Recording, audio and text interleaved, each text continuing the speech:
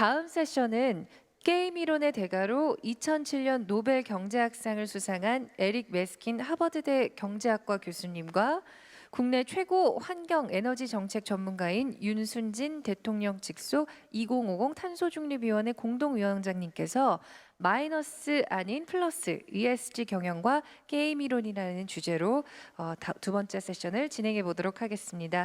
자, 먼저 에릭 메스킨 교수님의 발표가 있겠습니다. 에릭 메스킨 교수님을 큰 박수로 맞이해 주시길 바랍니다. Allow me to introduce our next speaker, Professor Eric Maskin, Professor of Mathematics and Economics at Harvard University. He received the Nobel Prize in 2007 with his colleagues for having laid the foundation of mechanism design theory, and we are honored to have him here with us today. It's great to have you here, Professor. Thank you 오늘 for 모시게 agreeing 되어서 to speak with 영광입니다. us. 이렇게 연설에 응해주셔서 아직 감사드립니다. 연결이 현재 조금 딜레이가 있는 것 같은데요. 혹시 연결이 지금 되고 있는 건가요?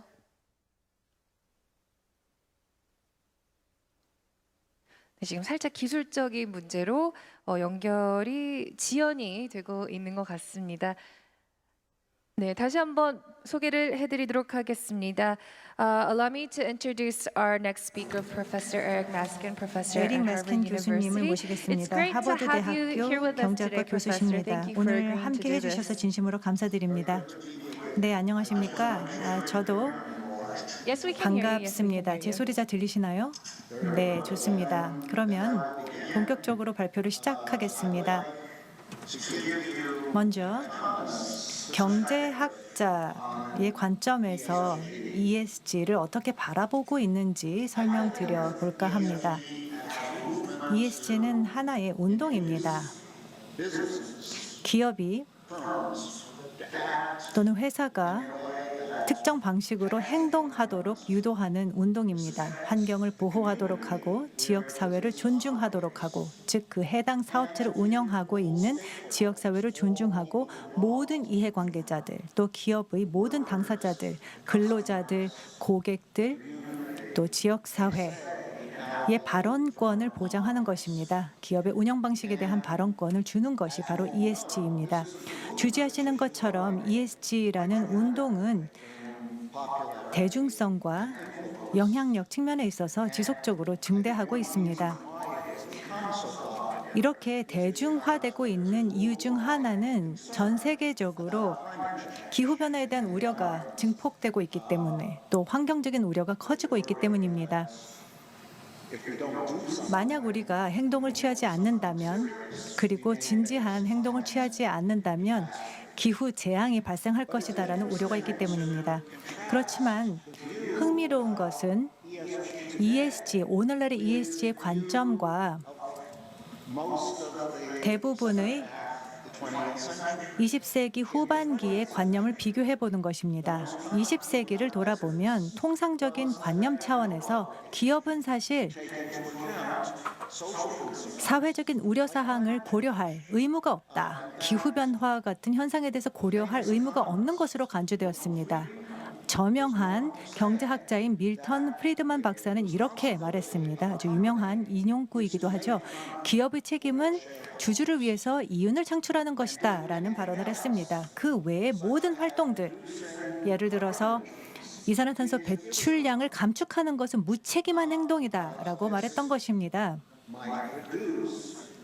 이것이 궁극적으로 주주 수익을 감소시킬 수 있기 때문이라고 말했습니다. 프리드먼이 그렇다고 해서 사회적인 우려를 신경 쓰지 않은 분은 아닙니다. 환경을 고려하지 않은 분은 아닙니다. 단지 이러한 우려는 기업의 우려가 될 필요가 없다는 것입니다. 바로 이러한 이유 때문입니다. 자, 주주는 또는 투자자들은 기업을 소유하고 있는 주주들입니다. 따라서 기업의 경영자들은 수탁자로서의 신인 의무를 가지게 됩니다. 그래서 주주의 최선의 이익에 부합하도록 행동해야 한다는 것입니다. 그래서 주주들은 기업에 투자를 하면서 재무적인 수익을 얻고자 하죠. 따라서 경영자가 주주의 수익을 극대화하지 못한다면 결국 수탁자의 신인 의무를 위반하는 셈이라는 것입니다. 또 다른 한편으로는 만약에 각각의 주주들이 자유롭게 자신의 돈을 원하는 사회적인 목표에 투자를 할 수 있을 것입니다. 예를 들어 기후변화에 신경을 쓴다면 거기에 투자를 할 수 있을 것입니다. 그렇지만 해당 기업이 그 주주를 위해서 할 필요는 없다는 것입니다. 그렇게 해서는 안 된다는 것이고 그렇게 해야 할 이유도 없다는 것입니다. 이 특정 주주를 위한 행동을 취할 필요가 없다는 것입니다. 만약에 이 개인 주주가 예를 들어서 기후 변화에 본인 스스로 신경을 쓸 필요는 있겠지만 기업이 대신해서 할 필요는 없다는 것입니다. 이것이 매우 여파가 컸던 주장이었습니다. 그래서 논리적으로는 설득력을 가지고 또 합리적이기도 합니다. 그런데 한 가지 심각한 결함이 여기에 존재합니다. 바로 그것은 주주들이 단순하게 투자금에 대해서만 신경을 쓰는 것이 아니라 자신들이 투자하고 있는 기업의 행동에 대해서 관심을 갖고 있다는 것입니다. 예를 들어서 특정 기업이 대량의 이산화탄소 배출을 하는 경우, 이로 인해서 기후변화가 심화될 경우에 주주는 불만족하게 될 것입니다. 불만을 가질 수 있을 것입니다. 그리고 만약에 이로 인해서 더 많은 수익을 창출하는 것만으로는 충분하지 않다는 것입니다. 그래서 이 기업이 단순하게 이산화탄소 배출 감축을 중단하기를 원하는 것이죠. 조금의 수익이 더 커졌다고 해서 이것만으로 충분하지 않다는 것입니다. 그렇기 때문에 ESG가 근본적으로 중요해질 수밖에 없었던 이유는 주주 자신들이 기업이 환경 친화적인 방식으로 행동하기를 원하고 있다는 것입니다. 그렇다면 주주가 기업의 환경 친화적인 행동을 유인하는 방법 두 가지가 있는데, 첫 번째는 주주들이 투자를 거부하거나 투자를 철수시킬 수 있습니다. 심각하게 기후온난화에 기여하는 기업에 대한 투자를 거부하거나 투자를 이탈시킬 수 있습니다. 아버트 허시먼이 이를 엑시트, 이탈이라고 불렀습니다. 즉 자금을 회수하는 것입니다. 내가 좋아하지 않은 기업에 투자했던 금액을 빼내는 것을 바로 엑시트, 이탈이라고 합니다. 이것은 나의 불만을 표명하는 하나의 방식이 되는 것입니다. 또 다른 방식은 내 지분을 그대로 보유하는 것입니다. 그래서 지구온난화를 심화시키는 기업에 대한 주식을 계속 보유를 하면서 나는 주주로서 행동을 변화시키는 방식으로 투표권을 행사하게 되는 것입니다. 그래서 주주가 취할 수 있는 행동인데 이것을 바로 발언권, 보이스, 항의라고 부릅니다. 그런데 이 이탈 전략이 주주 차원에서 항의보다 달성하는 게 더 쉽습니다. 이유는 다음과 같습니다. 제가 예를 들어 환경을 중시하는 주주라고 한번 가정해 보겠습니다. 그러면 저는 무엇을 해야 할까요? 이 환경적인 관심을 행동으로 옮기려면 어떠한 기업들이 친환경적인 행동을 취하고 있는지를 파악하는 것입니다. 그리고 이에 대해서 투자를 하게 되는 것입니다. 예를 들어서 제가 처음에 초기에 충분하게 어떠한 기업들이 친환경적인 기업인지에 대한 정보에 대한 접근이 원활하지 않을 수 있습니다. 그렇지만 이러한 문제에 대해서는 쉽게 해결이 될 수 있습니다. 예를 들어 투자 정보를 제공하는 기관이 정보를 수집하는 것입니다. 어떠한 기업들이 친환경적인 경영을 하는지 아닌지 정보를 수집해서 제공을 해서 우리가 이것을 얻으면 됩니다. 다음은 항의입니다. 보이스 전략입니다. 내가 투자하고 있는 기업이 다른 행동을 취하도록 유도하는 것입니다. 제가 예를 들어 소액 주주라고 가정해 보겠습니다. 문제는 제가 큰 영향력을 행사할 수 없다는 것입니다. 대기업을 상대로 제가 큰 영향력을 발휘할 수 없습니다.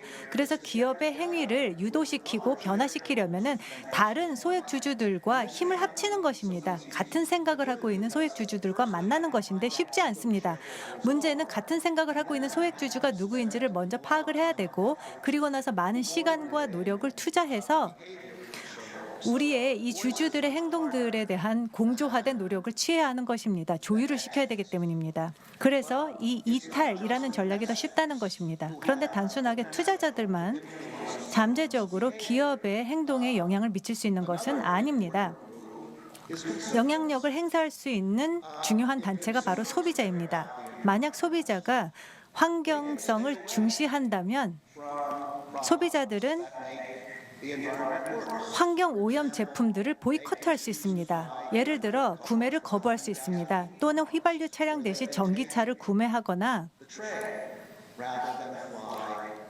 항공기를 사용하는 것보다는 기차를 이용할 수도 있을 것입니다.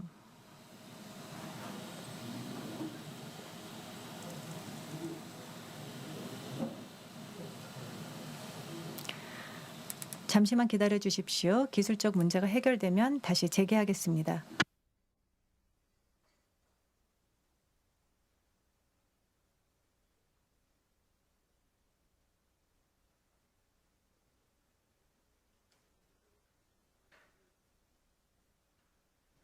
네, 잠시 인터넷 연결 문제로 화면이 잠시 멈췄는데요. 지금 다시 연결을 하고 있으니까요. 잠시만 기다려 주시길 바라겠습니다. 연결이 되는 대로 다시 에릭 메스킨 교수님과의 대화를 이어가도록 하겠습니다. 양해 부탁드립니다.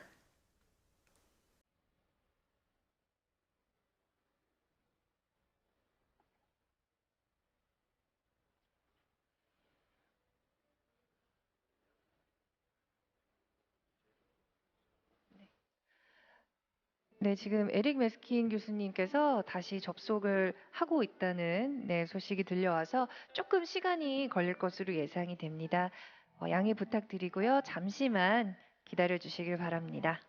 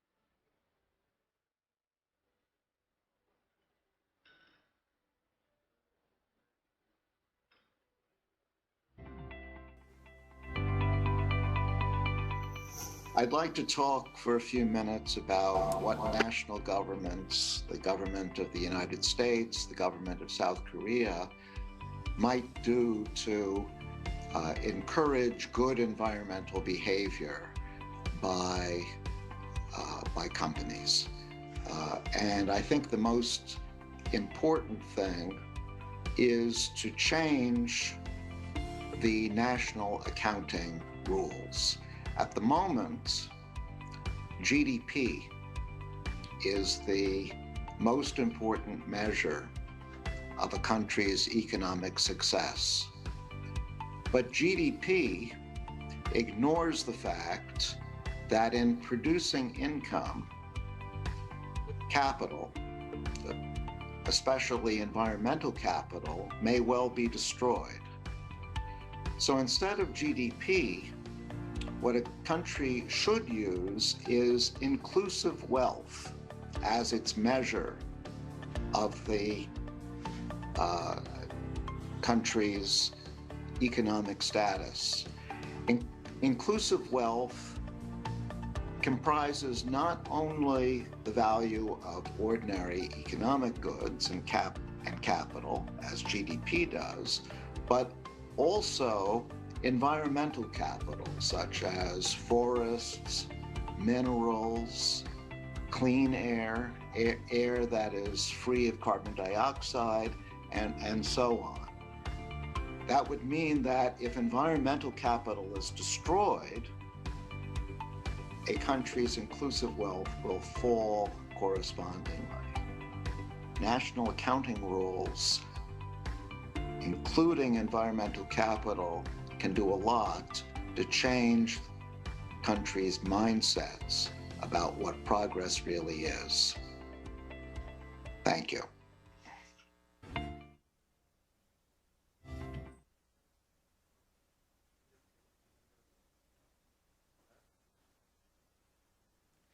네, 다시 연결을 해보도록 하겠습니다. Professor, can you hear me?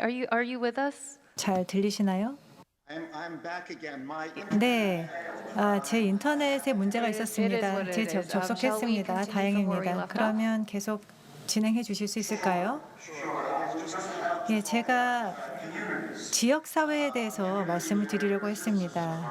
즉, 이 기업이 소재한 지역 사회도 영향력을 행사할 수 있는 주체입니다. 친환경 경영 정책을 도모하는 데 영향력을 행사할 수 있습니다. 예를 들어서 특정 기업이 특정 지역에서 사업을 하고자 할 때 해당 지역 사회가 기업과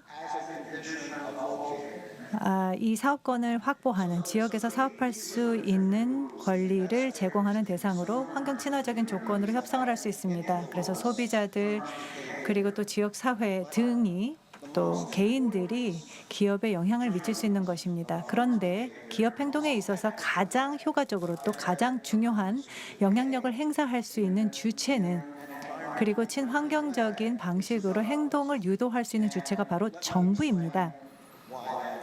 왜 그러한지 이유를 설명하겠습니다. 간단한 예를 들어 보겠습니다. 한 철강 기업이 있다고 생각해 보겠습니다. 이 회사에는 1000여 명이 근무하고 있습니다. 그래서 1000여 명 규모의 철강 회사가 한 도시에서 사업을 하는데 도시의 인구가 100만 명입니다. 그렇다면 철강을 생산하는 과정에서 회사가 이 매연을 다시 말해서 오염물질을 뿜어내게 되는 것입니다. 만약에 이 기업이 기술을 업그레이드할 수 있어서 이 매연을 감축할 수 있다라고 한다면 그 매연 감축 비용이 약 10만 달러라고 가정해 보겠습니다. 그런데 이 매연을 감축한다면 그 도시에 거주하는 시민들 각 개인의 건강 증진 효과가 달러로 환산할 경우에 1달러라고 해보겠습니다. 예를 들어서 의료 비용이 줄어들고 또 근무일이 줄어들 수 있고 이런 것으로 인해서 건강 증진 효과가 발생할 수 있는 것입니다. 그러면 이러한 상황에서 이 기업은 매연을 감축할 결정을 내리게 될까요? 만약에 기업의 손익만을 생각한다면 그리고 그 기업의 종업원만 고려한다면 그 매연을 감축하는 효과는 종업원의 수가 1000명이기 때문에 건강 증진 효과가 한 명당 1달러이기 때문에 총 1000달러의 이익을 얻을 수 있습니다. 하지만 매연 감축 비용이 10만 달러라고 말씀을 드렸습니다. 그렇기 때문에 이 매연 감축 비용이 너무나 높기 때문에 이 기업은 매연을 감축할 이유가 없습니다.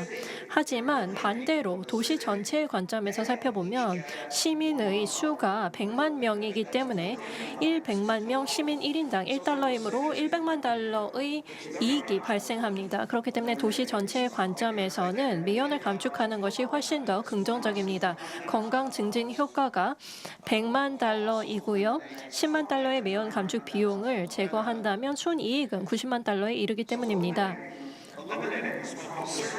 그렇다면 도시 입장에서는 매연을 감축하는 것이 긍정적이겠죠. 하지만 기업의 관점에서는 이 매연 감소의 혜택이 기업 외부의 사람들에게 돌아간다는 문제가 있습니다. 그렇기 때문에 기업은 매연을 감축할 유인이 없습니다. 매연을 감축할 인센티브가 부재한 것입니다. 특히나 그 기업의 주주가 환경을 생각하는 주주라고 하더라도 굉장히 환경적 의식이 투철해야만 이 기업이 매연 감축에 투자를 하도록 할 것입니다. 왜냐하면 매연 감축 비용이 매연을 감축하는 이익에 비해서 훨씬 더 크기 때문입니다. 하지만 이 문제에 대한 솔루션은 존재합니다. 바로 시정부가 나서는 것입니다. 시정부가 기업에게 만약에 매연 감축을 하지 않는다면 100만 달러의 세금을 부과하겠다라고 강제하는 것입니다. 오염세를 부과를 하는 것이죠. 그렇게 된다면 이 기업이 매연을 감축하게 되면 종업원 건강 증진 효과가 약 1,000달러가 될 것이고요. 매연 감축 비용은 10만 달러입니다. 그렇기 때문에 전체적으로 99,000달러의 손해를 보게 되는데요. 만약에 매연 감축을 하지 않는다면 100만 달러의 세금으로 인해서 100만 달러의 손해가 발생합니다. 그러면 이 세금 때문에라도 이 기업은 매연을 감축하겠다는 결정을 내리게 됩니다. 그래서 이런 상황을 봤을 때 저희가 알 수 있는 것은 정부의 개입이 굉장히 효과적인 방식으로 좋은 환경 정책을 실행하는 것이다라고 볼 수 있습니다. 제가 이제 매연의 예를 들었지만 탄소 배출도 마찬가지입니다. 정부가 탄소세를 부과할 수 있을 것입니다. 기업들이 만약에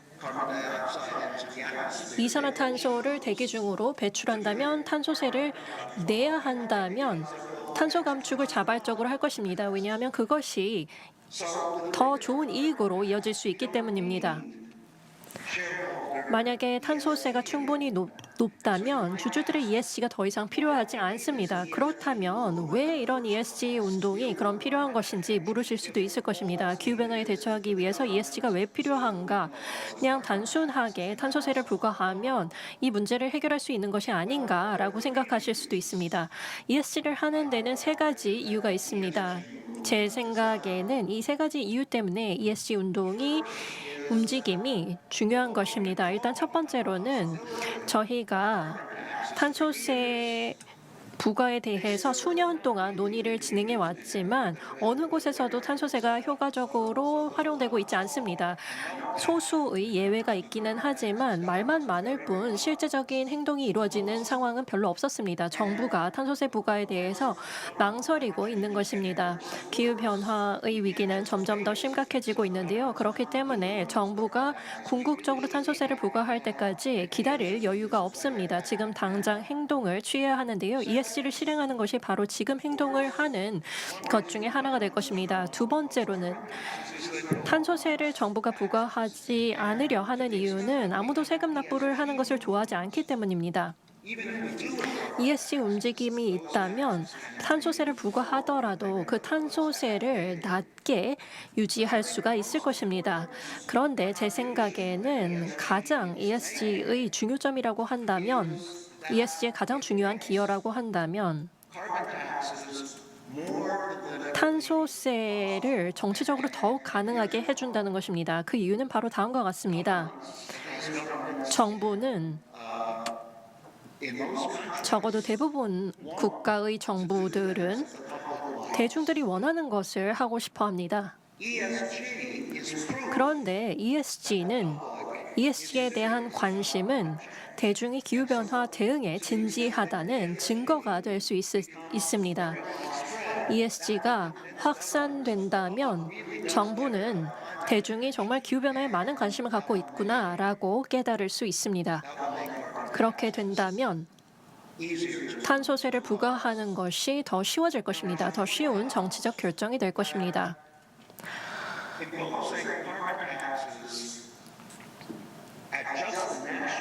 근데 국가 차원에서 탄소세를 부과하는 것은 사실 문제입니다. 국가 차원에서만 탄소세를 부과하는 것은 문제가 될 수 있습니다. 매연의 예를 제가 설명드릴 때도 마찬가지였는데요. 만약에 한국이나 혹은 미국이 탄소세를 제정해도 일방적으로 그 국내 상황에 맞는 탄소세를 제정하더라도 그것이 전 세계적인 지구 온난화를 해결하지 못할 것입니다. 왜냐하면 여러 다른 국가들이 있죠. 특히나 중국 같은 국가들은 계속해서 배출을 많이 할 것입니다. 그뿐 아니라 한국과 같은 개별 국가 혹은 미국과 같은 개별 국가는 국가 차원에서의 탄소세를 부과할 유인이 없습니다. 왜냐하면 탄소세를 부과한다 하더라도 탄소세 부과의 효과가 다른 국가들에 의해서 누려질 것이기 때문입니다. 철강 업체가 기술을 업그레이드 했을 때 그 효과가 기업 외부의 지역사회에 돌아가는 것과 마찬가지의 논리입니다. 그렇기 때문에 이 지구온난화의 문제를 궁극적으로 해결하기 위해서는 국제적인 협약이 필요합니다. 탄소 배출에 대한 국제적인 협약이 필요합니다. 당연히 과거에도 국제적인 협약이 존재해 왔습니다. 잘 알려진 사례가 바로 교토 의정서입니다. 1990년대 말부터 2000년대 초반까지 진행이 되었었고요. 몇 년 전에 파리 협약이 체결된 바 있습니다. 기후변화에 관한 파리 협약이 체결되었습니다. 하지만 지금까지 그 어떤 협약도 충분하지 않았습니다. 기후변화 문제를 해결하는 데 있어서 충분하지 않습니다. 더욱더 강력한 협약이 필요합니다. 지금까지 체결된 어떤 국제적인 협약보다도 더욱더 강력한 국제적인 협약이 필요한데요. 특히나 글로벌 탄소세가 필요합니다. 전 세계의 거의 모든 국가들이 탄소세를 부과할 필요가 있습니다. 그렇게 해야만 기업들이 탄소 배출에 대한 실질적인 비용을 지불하게 될 것입니다.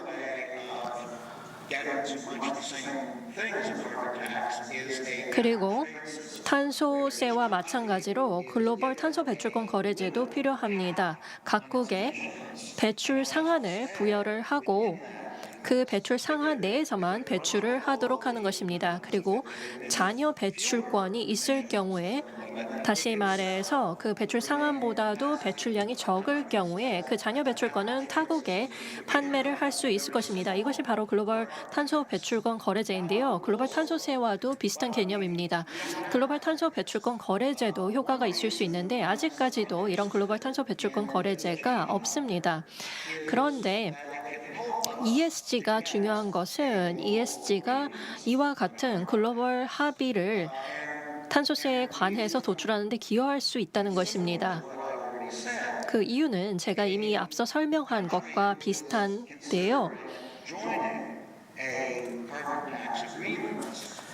개별 국가들이 탄소세와 관련된 협약을 서명하도록 하려면 그 국가의 국민들이 정말 그것을 원하는지가 확실해야 합니다. 그런데 그 국가의 기업들이 ESG에 참여를 많이 하고 있다는 것은 그 국가의 국민들이 실제적으로 글로벌 합의를 원한다는 좋은 징표일 수 있습니다. 그렇기 때문에 ESG가 사실은 글로벌 협약을 탄소세와 관련해서 체결하는 그 길을 개척하는 데 기여할 수 있는 것입니다. 이런 일반적인 원칙이 있는데요. 큰 변화를 원한다면, 예를 들어 국제적인 협약과 같은 큰 변화를 도출하기 원한다면 여러 작은 단계들을 거치는 것이 더 효과적이다라는 이야기가 있습니다. 한 번에 큰 변화를 이루는 것보다는 여러 작은 단계를 거친 변화를 추진해야 되는 것다라는 이야기가 있는데요. 그렇기 때문에 ESG가 그런 작은 발걸음들이 될 수 있습니다. 이를 통해서 궁극적으로 국제적인 합의를 도출할 수 있을 것입니다.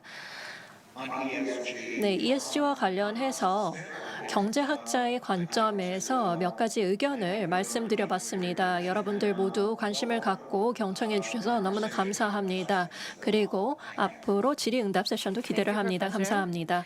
바로 네, 교수님 대화를 감사합니다. 이어가도록 하겠습니다. 윤순진 대통령 직속 2050 탄소중립위원회 공동위원장님을 무대 위로 모셔서 에릭 메스킨 교수님과의 대담을 진행하도록 하겠습니다. 윤순진 공동위원장님을 큰 박수로 맞이해 주세요.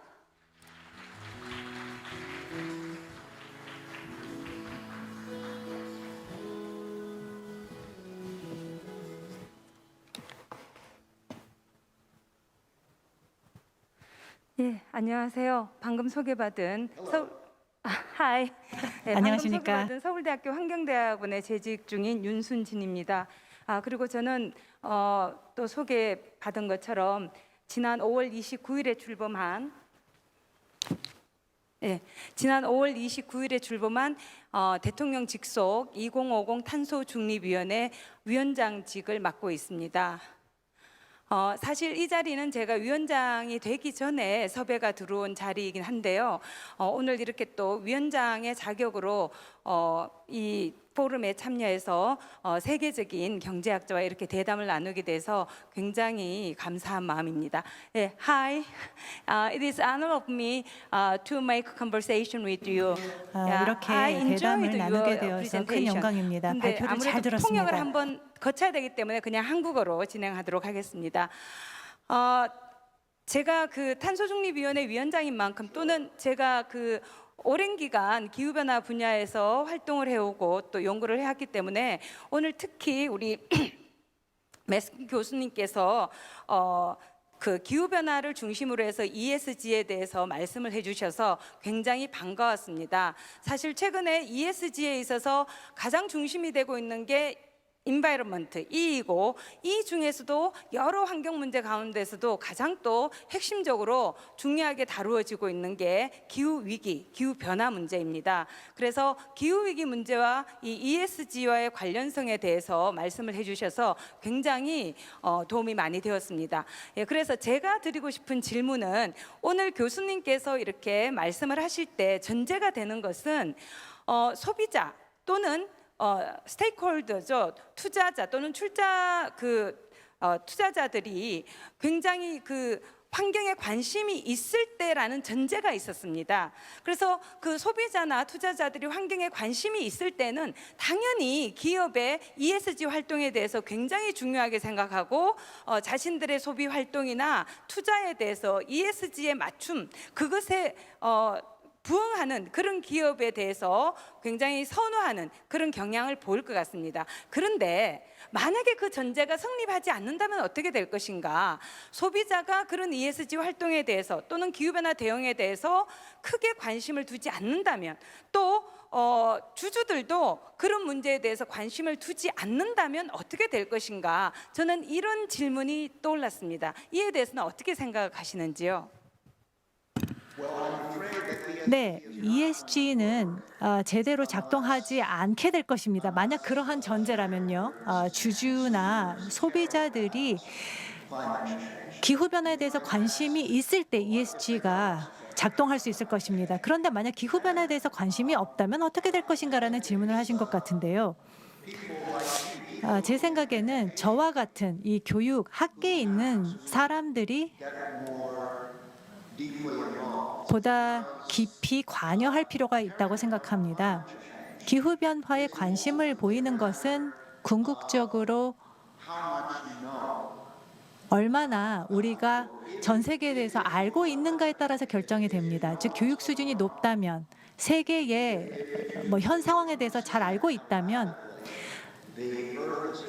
지구의 온난화 정도에 대해서 잘 알고 있는 사람이라면 이를 걱정하지 않을 수가 없는 상황입니다. 기후변화에 대해서 어떻게 걱정하지 않을 수 있겠습니까? 그 상황을 다 아는데요. 그리고 그 위험 요소에 대해서 이미 잘 알고 있는데 우리가 만약 행동을 취하지 않는다면 지구가 얼마나 뜨거워질지를 알고 있는 상황에서 어떻게 관심을 보이지 않겠습니까? 그렇기 때문에 기후변화에 대한 관심은 결국 교육의 문제라고 생각을 합니다. 그래서 많은 사람들이 충분하게 관심을 갖지 않는다면 저와 같은 사람들이 즉 교사로서 가르치는 사람으로서 보다 깊이 관여할 필요가 있다고 저도 말씀에 생각합니다. 동의합니다. 왜냐하면 환경 문제에 대해서 특히 기후변화 문제에 대해서 관심을 가지도록 교육하고 또 그 인식 수준이 높은 것이 굉장히 필요한 상태인데 지금 우리가 당면한 문제는 2050년까지 탄소 중립을 이루어야 되고 특히 2050년 탄소 중립으로 가기 위해서는 당장 2030년까지 2010년에 배출했던 이산화탄소 배출량의 양으로부터 45%를 줄여야 한다는 그런 IPCC의 권고가 있었는데요. 이 얘기는 뭐냐면 우리가 가지고 있는 시간이 그렇게 넉넉하지 않다는 문제이죠. 그래서 이 짧은 시간에 정말 이 자본주의 대전환이라는 오늘의 이 주제, 이것이 실현되기 위해서는 정말 무엇을 어떻게 해야 할 것인가에 대해서 보다 우리가 적극적인 고민과 실천이 필요한 것 같습니다. 사람들이 저에게 뭐라고 묻냐면 2050 탄소 중립 가능합니까? 이렇게 물어요. 그래서 제가 이제는 질문을 바꿔야 한다. 가능하냐고 묻는 것이 아니라 어떻게 하면 가능하도록 만들 것인가, 그거를 물어야 된다. 이렇게 이제 질문을 바꿔야 된다고 말씀을 드리긴 하는데, 여전히 굉장히 그 길지 않은 시간 동안 우리가 어떻게 이 문제를 잘 해결할 수 있을까? 저도 물론 ESG가 하나의 대안이 될 수 있다고 생각하는 사람이긴 하지만 이것이 사회적인 확장력을 가지려면 좀 더 적극적인 노력이 있어야 되지 않을까, 그런 생각이 들더라고요. 그리고 오늘 교수님께서 이제 또 하나 사례로 드신 게 그 철강 산업에 관련해서 지역 사회 입지와 환경 오염 문제, 그것에 대해서 설명을 해주셨는데, 근데 이 지역 사회라는 것도 이해관계자들이 굉장히 다양하더라고요. 예를 들면 우리나라에는 지금 3척의 석탄화력 발전소가 건설되고 있습니다. 그래서 이 석탄화력 발전소는 굉장히 CO2를 많이 배출하는 배출원이기 때문에 건설을 하지 말아야 된다, 중단해야 된다. 왜냐하면 지어져서 탄소를 배출하게 되면은 이것이 대기 중에 계속 남기 때문에 엄청난 그 기후 변화를 야기하는 요인이 되기 때문이죠. 하지만 정작 그 현장에서는 그 사업이 문제가 있음에도 불구하고 여전히 자신의 생계를 위해서 그 사업을 계속해서 추진해야 된다는 사람들이 존재합니다. 왜냐하면 거기에 작업하는 노동자분들이 계시고 그분들에게 숙식을 제공하는 그런 자영업자들이 존재하고, 그리고 그 사업에 여러 가지 장비를 또 대여해주는 그런 장비 임대업자들이 존재하고 있거든요. 그래서 이런 이해관계가 아까 예를 드셨을 때는 그 커뮤니티 입장에서 봤을 때는 오염이 일어나지 않는 것이 좋다고 말씀을 하셨는데, 당연히 그럼에도 불구하고 아주 단기적인 이해관계에서는 그럼에도 불구하고 나의 생계를 위해서는 이 사업이 진행되기를 원하는 사람도 있다는 것이죠. 자, 그랬을 때 그러면 우리는 어떻게 이 문제에 개입할 수 있을 것인가? 사실 그것이 한국이 가지고 있는 여러 당면 과제 중에 하나인데, 교수님께서는 이런 문제에 대해서는 어떤 제안이나 조언을 해주실 수 있을지 궁금했습니다.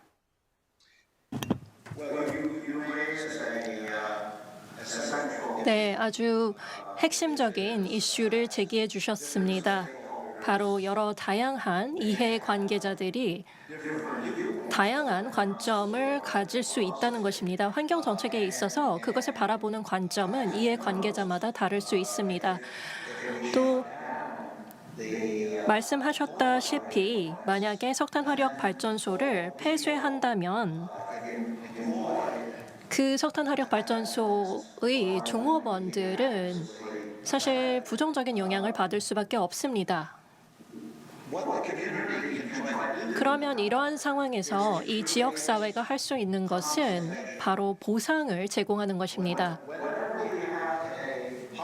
어떤 정책이 고려되고 있을 때 이 정책이 전반적으로는 지역사회에 도움을 주지만 그 정책으로 인해서 얻는 사람들과 잃는 사람들이 있다라고 했을 때 무엇인가를 손해를 보는 사람들에 대한 보상을 주는 것이 중요합니다. 예를 들어서 그 석탄화력 발전소 폐쇄로 인해서 일자리를 잃는다면 그 피해에 대한 충분한 보상을 받아야 할 것입니다. 또 그뿐 아니라 조금 더 나아가자면 일자리를 잃은 사람으로서 재교육을 받을 수 있는 기회를 역시 제공받아야 됩니다. 다른 일자리를 찾을 수 있도록 말입니다. 이러한 것들은 환경 정책에 적용될 뿐만 아니라 여러 다양한 기술적인 변화에 적용되는 이야기입니다. 새로운 기술이 만들어질 때마다 아주 도움이 많이 되는 기술이다라고 할지라도 그 새로운 기술의 발전으로 인해서 많은 사람들이 일자리를 잃을 수 있습니다. 그렇기 때문에 책임감 있는 지역사회, 책임감 있는 국가라면 이런 사람들이 고통받는 것을 그대로 방치하는 것이 아니라 이 사람들이 입은 피해에 대한 보상을 제공할 것입니다. 일단 첫 번째로는 직접적인 금전적인 보상을 하겠지만 그뿐만 아니라 이 사람들이 새로운 일자리를 찾을 수 있도록 교육을 제공할 것입니다. 새로운 기술 환경에서 새로운 일자리를 I 찾을 like 수 your 있도록 idea. 말입니다. 사실은 좋은 우리나라도 생각입니다. 그런 문제를 해결하기 위해서 지금 사실은 탄소 중립 이행 기본법이라는 것을 지금 제정 중에 있는데 그게 이제 이런 문제를 해결하기 위해서 기후 변화 대응 기금을 마련한다든지 또는 지금 더불어민주당 양여은영 의원 같은 경우에는 에너지 전환 지원법이라는 것을 대표 발의한 상태입니다. 그래서 그 법을 통해서 에너지 전환 과정에서 발생하는 다양한 이런 그 실업의 문제 또 지역 경제가 침체하는 데 대한 보상, 그 사업자에 대한 보상 이런 것을 이제 사회적인 의제로 함께 풀어가려는 그런 노력을 하고 있습니다. 그래서 교수님께서 제안하신 그런 접근과 지금 우리 사회가 취하려는 접근이 맞닿아 있다는 점에서 상당히 반갑습니다. 예, 그러면 그 다음 질문으로 제가 드리고 싶은 건요.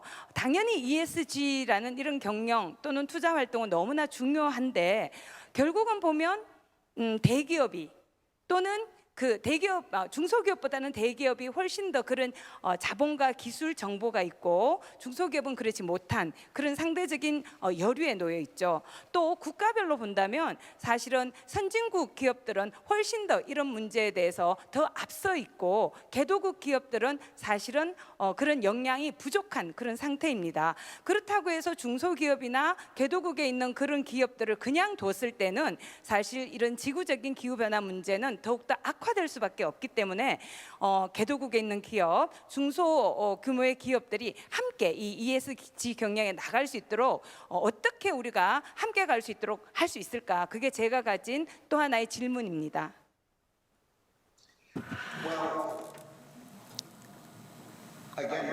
네, 다시 한번 중요한 질문을 제기해 주셨습니다. 불평등에 대한 문제라고 생각합니다. 여기에서 볼 때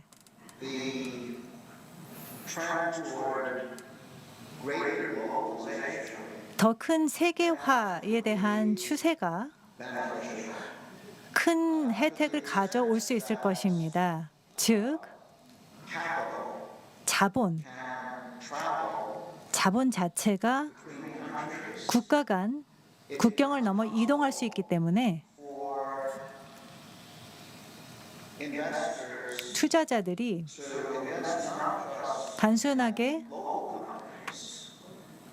해당 국내 기업에 대해서만 투자를 할 필요가 없는 것입니다.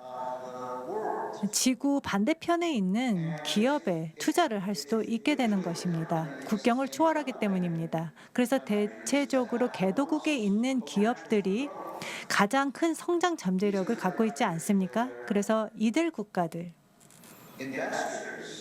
대해서 투자자들이 실질적으로 더 높은 수익률을 얻을 수 있는 것입니다.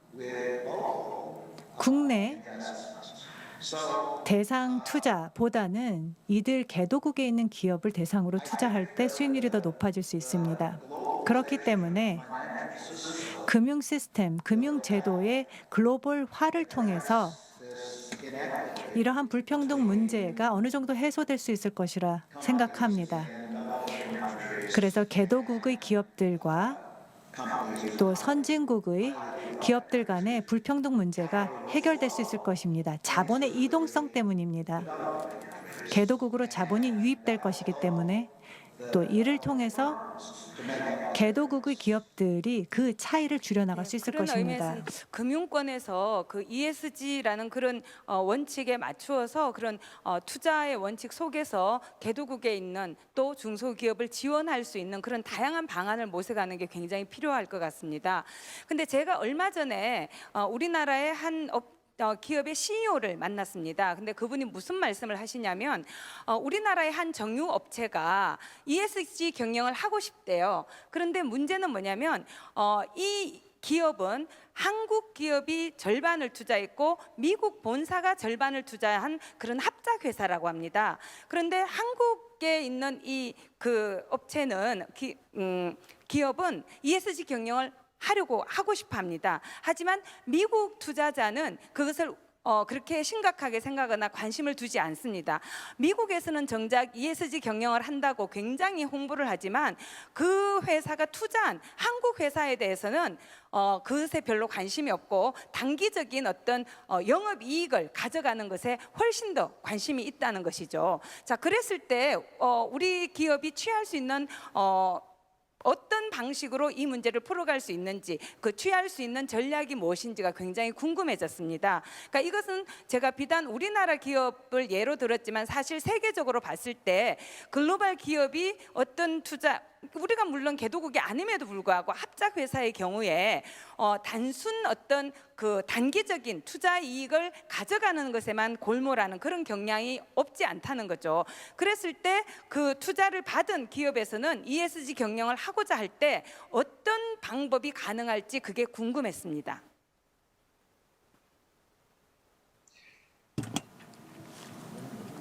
Well, you raised 네, 또 다시 중요한 이슈를 제기해 주셨습니다. 이것이 단순히 ESG 부문에만 적용되는 이슈가 아니라 거의 대부분의 분야에 적용이 될 수 있는 이슈가 아닐까 싶습니다. 투자를 함에 있어서 만약에 투자자들 간의 의견 차이가 있다면 당연히 그 기업의 경영진은 어려움을 겪을 수밖에 없습니다. 그 행동을 취함에 있어서 어려움을 겪을 수밖에 없는데요. 일반적으로 또 과거의 역사를 돌아봤을 때 이런 의견 충돌이 있을 때 어떤 행동들이 취해졌는지를 살펴보면 특히나 주주 간의 투자자 간의 의견 충돌이 있으면 바이아웃이 일어나는 경우들이 있습니다. 예를 들어서 만약에 미국의 회사가 이런 단기적인 배당에만 집중을 한다면 이것이 사실 주주들의 의견 갈등으로 인해서 교착 상태가 있을 수 있습니다. 그렇게 된다면 그러면 바이아웃을 해서 그 투자자를 그 투자 기업을 매수를 하는 것이 효과적인 방법일 수 있을 것입니다.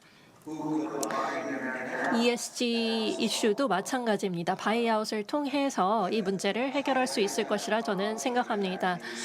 그것이 아마 가장 단순한 솔루션이 아닐까 생각이 듭니다. 아마 한국 기업이 좀 더 힘을 키워서 그 주식을 되사는 일이 방법일 수 있지 않을까, 뭐 그런 말씀인 것 같은데요. 예, 그리고 제가 또 드리고 싶은 질문, 제가 사실은 제가 좀 후속적인 차원에서 말씀을 드리겠습니다. 이 미국 투자자가 아마도 이 기업에 투자하는 이유는 수익을 창출하기 위해서일 겁니다. 그렇기 때문에 수익이 바로 정답이 될 겁니다. 그래서 수익에 관심이 있다면 어느 정도의 수익을 창출하고 이에 대한 그 지분을 아마 그렇게 되돌릴 지불할 수 수 있는 있을 능력이 것입니다. 있으면 좀 많이 지불해주고 우리가 이 한국의 기업이 좀 더 경영권을 확보하는 방향으로 가는 것이 아마 우리가 취할 수 있는 길이 아닐까, 그런 조언이신 것 같습니다. 예, 그리고 제가 I have another my own experience. 제 제가 개인 그 경험에서 개인이 질문을 가진 경험이 드리겠습니다. 있는데, 사실은 제가 어떤 금융회사에 ESG 경영을 위한 이사로 추천이 됐었습니다. 근데 저를 추천했던 데가 노조였어요. 근데 노조에서 이제 노조 자체를 대표한다기보다는 그래도 노조에서 이사를 추천해서 그 이사가 이사회에 들어가는 것이 바람직하다고 생각을 해서 저를 이제 이사로 추천을 했습니다. 특히 ESG가 굉장히 중요하다고 그 회사에서 기업에서 선언을 했기 때문에 ESG 전문가로 저를 추천을 했었는데 이사회와 총회에서 거부가 됐었습니다. 외부의 그런 노조의 어떤 추천을 받은 이사를 가지길 원하지 않았던 것 같습니다. 근데 제가 이제 그 교수님께서 지난번에 인터뷰를 하신 걸 보니까 노조의 대표가 참여하는 것이 ESG 경영을 위해서도 굉장히 중요하다 이렇게 말씀을 하셨더라고요. 그래서 왜 노조의 대표가 ESG 경영에 참여하는 것이 중요하다고 보시는지 그 이유가 무엇인지 궁금했습니다. 네, 우리가 ESG에서 이 환경 부분에만 집중적으로 말씀을 드리고 있는데 S하고 G, 사회 그리고 지배구조 부분도 중요합니다. 즉 주주인 투자자들은 이 기업의 이해관계를 갖는 유일한 주체는 아닙니다. 직원들, 근로자들도 사실 기업의 매우 필수적인 주체이고 중요한 부분입니다. 통상적으로 우리가 생각할 때 자본주의자들 그리고 근로자들이 항상 서로 반대되는 세력이라고 간주되는 경우가 많습니다. 그렇다고 항상 그 주장이 유효할 필요는 없는 겁니다. 항상 그렇지는 않다는 뜻입니다. 즉 소유주 그리고 근로자들이 동일한 한 편이 될 수 있다는 것입니다. 그 한 편으로 만들기 위해서는 노조들의 대표가 바로 회의 이사로서 참여하도록 하는 것입니다.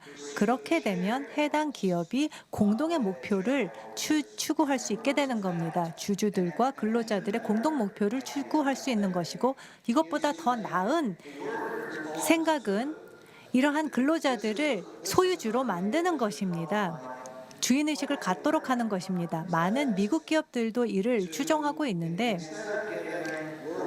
근로자들이 단순하게 월급만 받는 것이 아니라 임금 근로자로만 있는 것이 아니라 이들이 자신들의 임금의 일부를 회사의 지분으로 투자하도록 하는 것입니다. 그래서 본인 스스로가 그 기업에 자신들이 일하는 기업의 주주가 되도록 하는 것입니다. 그래서 근로자가 주주가 된다면 기업에 대해서 생각하는 방식이 바뀌게 됩니다. 단순한 기업이 본인들이 일하는 일터가 아닌 상황이 되는 것입니다.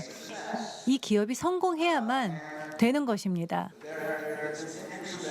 그래서 이와 관련한 흥미로운 연구조사를 보더라도 기업들의 이 근로자가 주주가 되면 더 좋은 성과를 낸다고 하고 있습니다.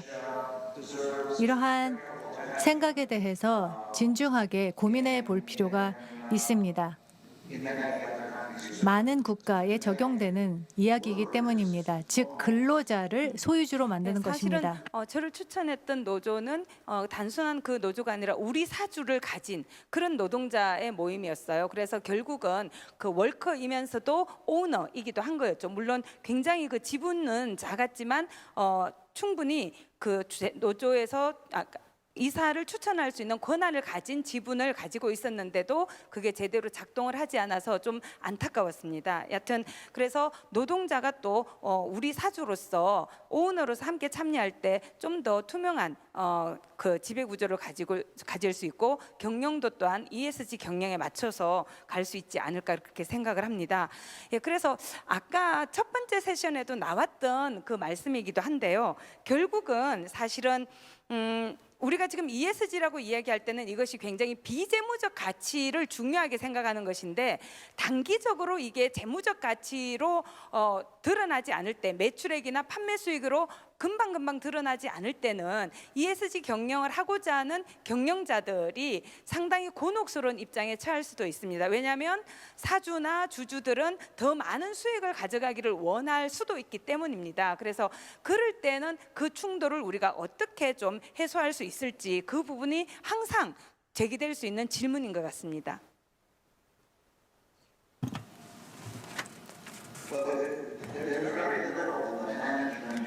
네, 경영진이 할 수 있는 것은 그렇게 많지는 않습니다. 주주들이 단기적으로 더 많은 수익을 요구하는 경우에 경영진이 할 수 있는 것이 그렇게 많지는 않습니다. 경영진이 주주들의 요구를 거부할 수는 없습니다. 왜냐하면 주주들이 기업의 소유주이기 때문이죠. 그렇기 때문에 제 생각에는 이 문제에 대한 유일한 해법이라면 제 생각에는 세 가지가 있다고 봅니다. 일단 첫 번째로는 공적인 압박을 가하는 것입니다. 만약에 ESG라는 움직임이 대중들 사이에서 어느 정도 큰 관심을 받는 주제가 된다면 주주들도 당연히 그쪽으로 유도가 될 것입니다.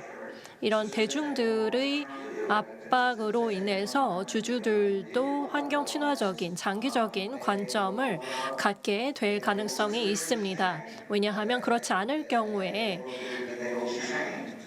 대중들의 비판을 받을 수 있기 때문입니다.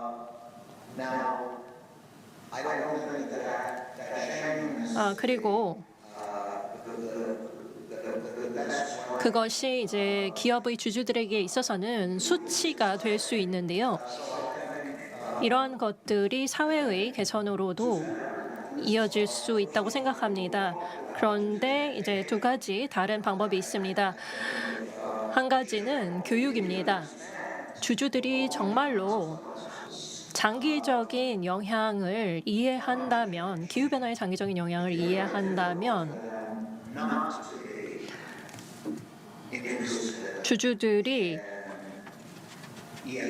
ESG에 관심을 안 가지기가 어렵습니다. ESG 정책에 자연스럽게 관심을 가질 수밖에 없습니다. 세 번째로는 정부라는 메커니즘입니다. 지금까지 전 세계 각국의 정부는 강력한 입장을 기후변화와 관련해서 취하지 않았습니다. 제 생각에는 그렇습니다. 물론 일부 예외적인 유럽 국가들이 있습니다. 하지만 제 본국인 미국 같은 경우에는 환경 친화적인 비즈니스를 장려하기 위한 충분한 조치를 취하지 않았습니다. 그런데 정부는 기업의 행동을 유도하는 데 있어서 힘을 발휘할 수 있습니다. 환경 친화적인 행동을 유도할 수 있습니다. 제가 탄소세의 예를 들었는데요. 탄소세는 굉장히 효과적인 도구로서 정부가 사용할 수 있는 수단입니다. 만약에 기업들이 탄소 배출에 대한 비용을 세금의 형태로 지불해야 된다면, 탄소 배출에 따라서 세금을 지불해야 된다면 그것이 즉각적으로 해법이 될 수 있습니다. 단기적인 이해에도 부합하기 때문입니다. 친환경적인 행동을 하지 않으면 높은 세금을 내야 하기 감사합니다. 때문이죠. 사실은 시간이 좀 지나서 근데 너무 중요한 말씀을 해주셔서 제가 끝까지 다 경청하는 것이 더 낫겠다고 생각을 했습니다. 굉장히 중요한 말씀을 해주신 것 같은데요. 저는 최근에 제가 이제 개인적으로도 강연을 다니면서 소비자의 역할, 투자자의 역할이 얼마나 중요한지에 대해서 말씀을 드립니다. 그러니까 기업이 이렇게 변화되기 위해서는 소비자 주권을 행사해야 되고, 또 소비자는 이제 단순히 소비하는 주체만이 아니라 투자하는 주체이기도 하기 때문에 ESG 경영을 하는 기업에 투자를 해야 된다. 최근에 저는 이것을 화폐 투표라고 표현을 합니다. 정치적으로만 우리가 투표할 수 있는 게 아니라 시민으로서는 정치적으로 투표하지만 소비자로서는 화폐로 투표할 수 있다. 이렇게 표현을 하는데요. 앞으로 우리 사회에서도 더 많은 시민, 더 많은 소비자들이 ESG 경영에 대해서 관심을 가지고 사회적인 압력을 행사해 주기를 바랍니다. 그리고 정치인들에 대해서도 더 이상은 물러설 곳이 없다는 데 대해서 강력한 의사를 표명을 하기를 바랍니다. 그래서 투표가 끝난 이후에라도 계속해서 정치인들에게 메일하고 SNS 보내고 전화하고 이렇게 압력을 가하는 것이 우리 시민들의 사회적 책임이 아닐까 그렇게 생각을 합니다. 예, 오랜 시간 이렇게 귀한 말씀으로 함께해 주셔서 너무나 감사합니다. 앞으로 이 ESG가 굉장히 중요한 사회적 화두로 제기가 됐고 또 세계적인 흐름이기 때문에 사실 우리 한국에 있는 많은 기업들은 시민적 압력도 압력이고 정부의 압력도 압력이지만 더 중요하게는 세계 시장의 변화가 가장 큰 압력이 아닐까 생각을 합니다. 그래서 이런 세계적인 변화가 기후 위기를 함께 대처하는 데 굉장히 중요한 수단이 또는 전략이 될 수 있기를 기대합니다. 예, 오늘 말씀 너무나 감사합니다. 청중 여러분도 너무나 감사합니다. 네, 에릭 메스킨 교수님 그리고 윤순진 위원장님 다시 한번 감사드립니다.